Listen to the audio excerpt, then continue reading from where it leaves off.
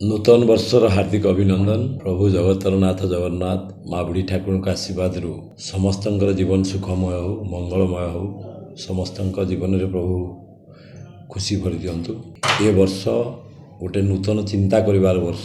ए वर्ष गोटे ओडिशा इतिहास को नुआ दिग दवापाई गोटे वर्ष। अनुगुल को, अनुगुल जिला को प्रिय प्रधानमंत्री नरेंद्र मोदी ए वर्ष रे जो भारत वर्ष को जो गोटे भेटी दवापाई जाउछंती 700-800 वर्षर मंदिर, राम मंदिर जनवरी 22 हवा को जाउची। एटा गोटे आम नुआ वर्ष रे एटा गोटे प्रत्येक भारतवासी गोटे गर्वर कथा, प्रत्येक हिंदू गोटे गर्वर कथा।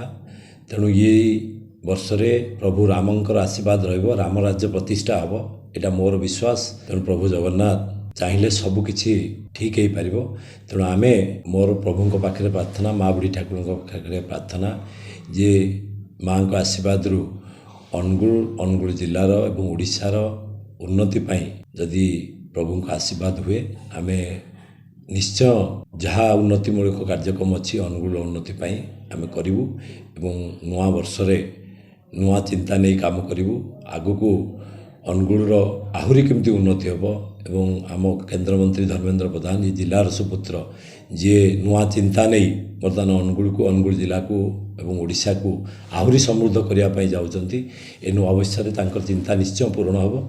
तेणु पुणी थे प्रभु जगन्नाथ पाखे, माँ बुढ़ी ठाकुर पाखे प्रार्थना करुच्ची जे समस्त मंगल करंतु एवं आम अनुगुल जिलार उन्नति करंतु।